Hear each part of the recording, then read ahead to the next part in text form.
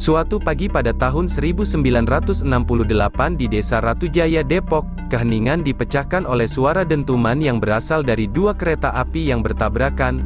Ratusan orang pun menjadi korban dari peristiwa nahas itu.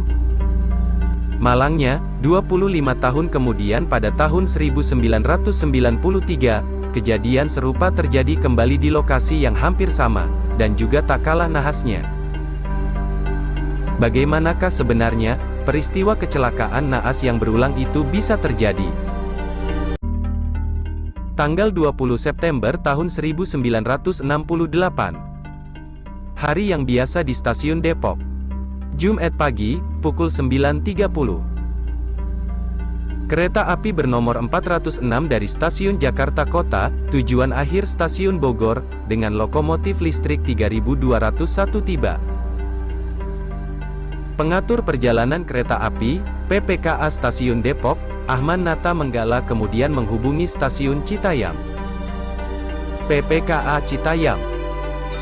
Subandi Kuswara menjawab bahwa stasiun Citayam sedang mempersiapkan kedatangan KA 309 dari stasiun Bogor tujuan stasiun Jakarta Kota dengan lokomotif BB 20111 yang sudah berangkat dari stasiun Bojonggede. KA 406 harus ditahan di stasiun Depok, dan menunggu KA 309 tiba terlebih dahulu. Namun, pada pukul 10.26, kejanggalan pun muncul. PPKA Stasiun Depok melihat sekilas bahwa indikator warna pada blok persinyalan sudah berwarna hijau, yang berarti aman. Tanpa memastikan lebih lanjut, PPKA Stasiun Depok pun memberangkatkan KA 406 menuju stasiun Citayam.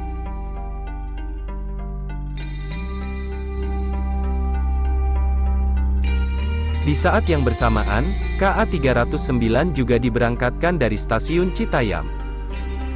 PPKA Citayam tidak memberi kabar kepada PPKA Depok jika KA 309 sudah diberangkatkan.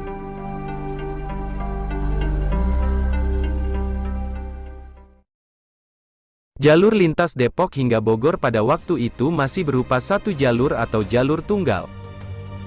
Itu artinya, sekarang KA 406 dan KA 309 melaju pada satu jalur yang sama dengan arah yang berlawanan. Sedangkan, para masinis serta penumpang di kedua kereta itu tidak menyadari bahwa mereka sedang berada pada situasi yang janggal. Kedua kereta pun terus melaju, menganggap segala hal berjalan dengan teratur. Setelah KA 309 melewati halte Pondok Terong, kereta pun memasuki jalur yang menikung. Betapa terkejutnya masinis kereta tersebut setelah melewati tikungan. Sekarang di hadapan mereka, KA 406 dari arah stasiun Depok melaju ke arah kereta yang mereka bawa. Menyadari kedua kereta sekarang sudah berada dalam situasi genting, para teknisi KA 309 dan KA 406 pun sontak langsung berusaha untuk menghentikan kereta yang mereka bawa. Namun semua usaha itu sia-sia. KA 406 dan KA 309 bertabrakan di sekitar wilayah Ratujaya, di samping jalan raya. Lokomotif listrik 3201 dan lokomotif diesel BB 20111 yang menarik kedua kereta pun mengalami kerusakan parah. Kereta-kereta penumpang rusak, bahkan salah satu kereta penumpang yang merupakan bekas KRL hancur hingga terbelah. Peristiwa yang terjadi pada pagi menjelang siang itu mengakibatkan 46 orang meninggal dunia, 63 orang mengalami luka berat, dan 52 orang menderita luka ringan. Korban meninggal kebanyakan yang berada pada kereta yang hancur hingga terbelah. Penyelidikan besar serta persidangan pun segera dilaksanakan. Persidangan kemudian dilakukan dengan terdakwa PPKA Stasiun Depok, dan Stasiun Citayam. PPKA Stasiun Citayam mengaku sudah menelpon PPKA Stasiun Depok saat KA 309 sudah diberangkatkan dari Stasiun Citayam, namun PPKA Depok mengaku tidak menerima informasi apapun. Persidangan juga menghadirkan ahli dari pabrikan Siemens Halske, yang merupakan produsen sistem persinyalan yang digunakan saat itu. Para ahli mengemukakan bahwa kabel-kabel yang digunakan pada sistem persinyalan sudah terlalu tua, yang mengakibatkan adanya arus liar yang menyebabkan sistem blok persinyalan dapat berubah dengan sendirinya. Walaupun terdapat keterangan demikian dari para ahli pabrikan Siemens Halske, PPKA Stasiun Depok dan Citayam tetap dianggap bersalah. Pengadilan kemudian memberikan hukuman penjara 3 tahun 6 bulan untuk PPKA Stasiun Depok, dan 2 tahun 4 bulan kepada PPKA Stasiun Citayam. Keduanya dianggap lalai sehingga menimbulkan korban jiwa serta kerugian material. Karena banyaknya korban jiwa, peristiwa kecelakaan ini bahkan menjadi kecelakaan terburuk dalam perkereta-apian di Indonesia, hingga terjadinya peristiwa kecelakaan di Bintaro pada tahun 1987.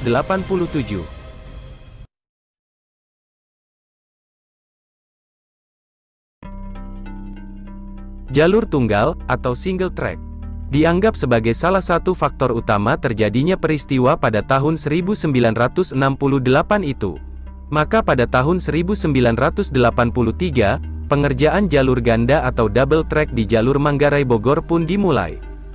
Jalur ganda tidak hanya mengurangi kemungkinan kecelakaan bertabrakan antar kereta, namun juga dapat menambah kapasitas jalur, serta membuat perjalanan kereta menjadi lebih efektif. Jalur ganda lintas Depok hingga Manggarai pun selesai pada tahun 80-an. Namun jalur antara Depok dan Bogor, pembangunan jalur gandanya harus terhenti hingga memasuki tahun 90-an dan hanya masih berupa tanah kosong. Seolah tidak ada yang peduli dengan adanya peristiwa kelam yang pernah terjadi, serta, untuk apa jalur ganda dibangun sebenarnya.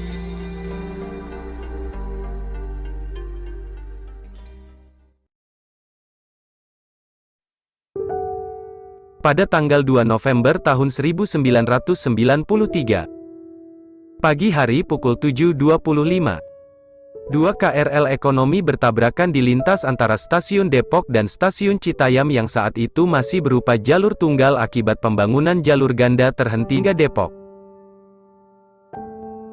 Kedua KRL tersebut masing-masing adalah KRL Rheostatik Stainless Steel dari arah Bogor ke Jakarta dan KRL Rheostatik Merah Biru dari Jakarta ke Bogor.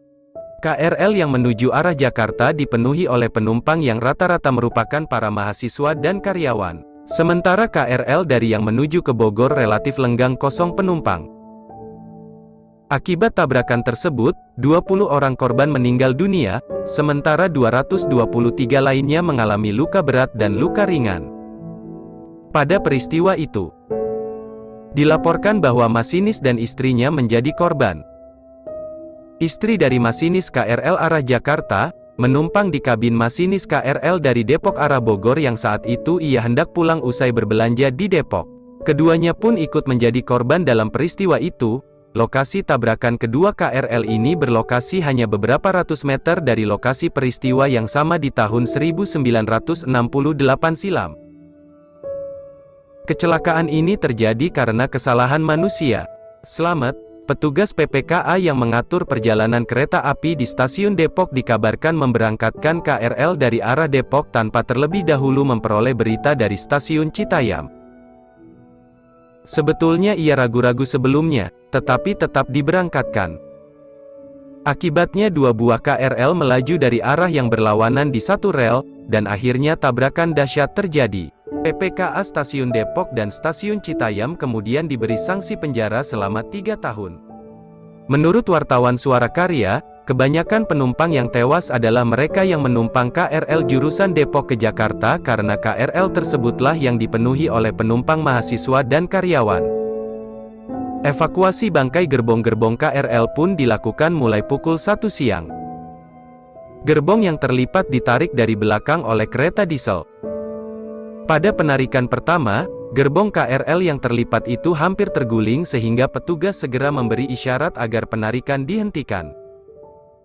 Pada upaya kedua, gerbong yang ringsek itu dapat ditarik dari lipatannya, disertai dengan suara-suara derakan dan kepulan debu.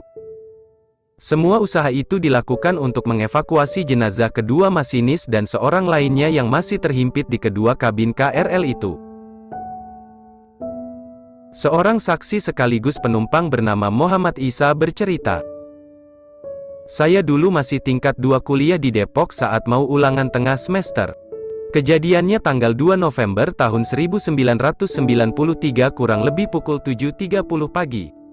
Naik KRL dari Bogor pukul 7.05.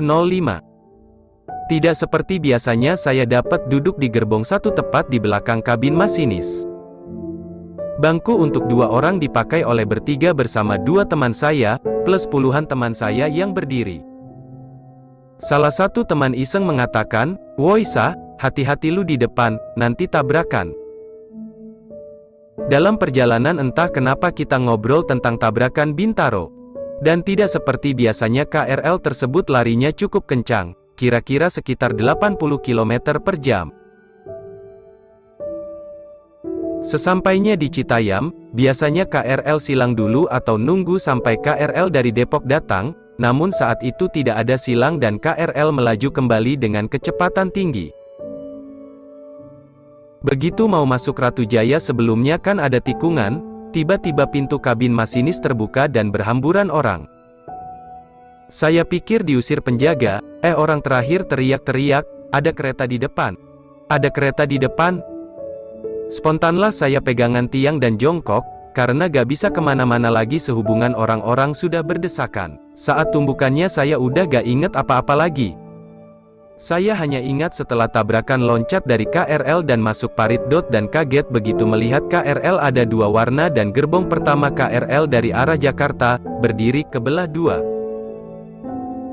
Seperti ataman sedangkan gerbong 3 dan seterusnya kelihatannya masih utuh. Untuk KRL yang saya naiki adalah KRL Rheostatic Stainless di mana yang saya lihat semua sambungan jadi satu dengan gerbong yang lain.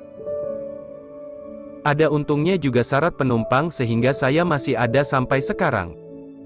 Untuk korban ada yang dilarikan ke RS Bakti Yuda Depok termasuk saya, ada yang ke Fatmawati dan ke RS Cipto.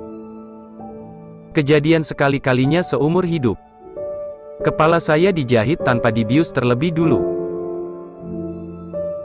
Gerbong-gerbong KRL yang selamat dari kecelakaan tersebut kemudian digabung dan menjadi KRL yang unik.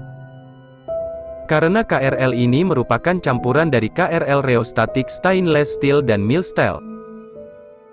KRL ini pun terus beroperasi melayani penumpang hingga akhirnya berhenti beroperasi pada tahun 2013.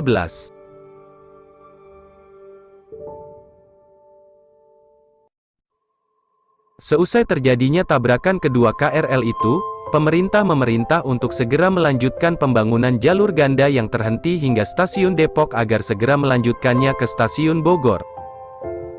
Pemerintah sangat mendesak hal itu agar potensi tabrakan kereta api khususnya di jalur Jakarta-Bogor bisa ditekan.